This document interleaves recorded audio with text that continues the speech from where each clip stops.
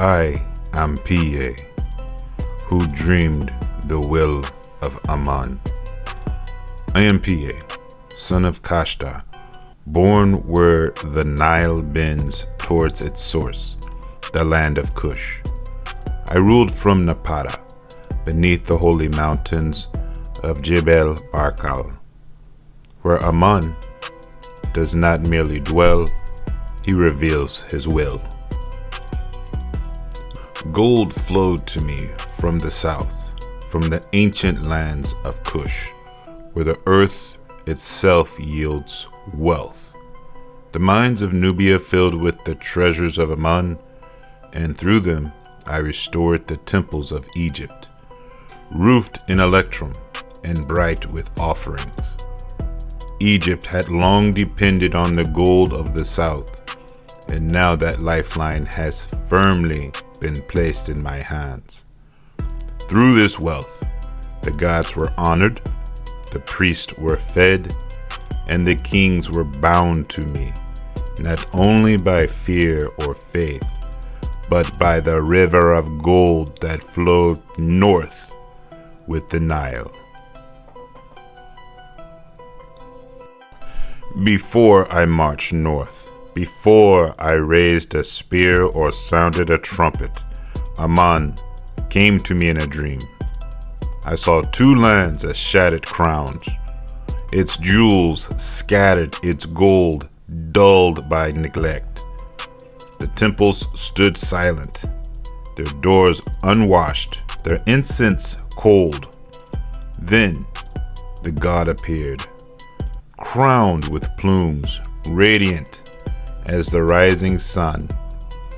He placed the white crown upon my head, and he said, "You are my son. Go north, cleanse my houses, restore what has been forgotten." When I awoke, I knew this was not ambition. It was command. My father, Kashta, had already prepared the earth for this seed. He sent my sister, Amenirdis, into the heart of Egypt, into Thebes itself, where she adopted herself as God's wife of Amun. She became the living bride of the god, the voice that spoke for him in ritual and decree. Through her hands flowed temple wealth, sacred authority, and divine legitimacy. Through her, Amun accepted our house. While I ruled as king, Amenirdis ruled as priestess beyond kingship. No offering was complete without her presence. No command carried weight unless her seal approved it. When the priests bowed before her, they bowed also before Kush.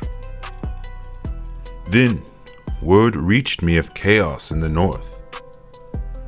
Tahefnaks of Sais gathered kings like jackals, defiling sacred lands and threatening Thebes. When I heard this, I did not rage. I purified myself. I fasted. I prayed.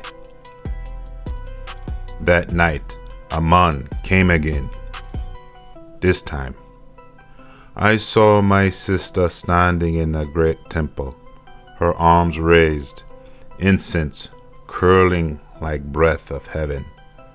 The god stood behind her, his hands upon her shoulder, and his gaze turned north.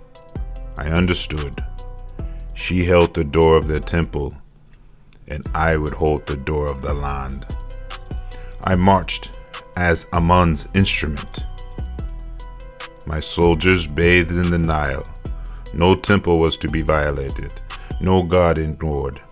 When cities fell, Hermopolis, Heracleopolis, Memphis, it was not by cruelty, but by divine fear.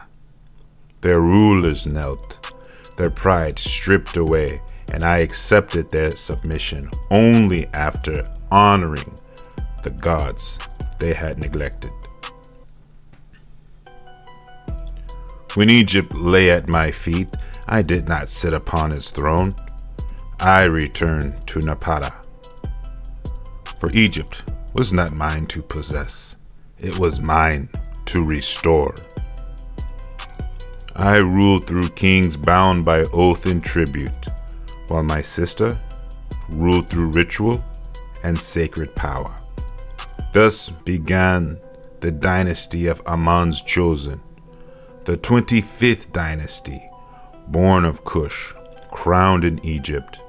After me came blood, Shabaka, Shibiku, Tarakrak, kings who rebuilt temples, revived ancient customs, and ruled as pharaohs of old.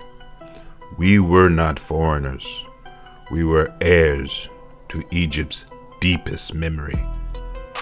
When my time came, I was laid in a pyramid in El Karu, reviving the ancient form after centuries of silence. My horses, faithful in life, guarded me in death. But my true moment was not stone. It was dynasty. It was the voice of my sister in the temple. It was the will of Amun, fulfilled. I am Piye, he who dreamed the command of God. He restored the two lands.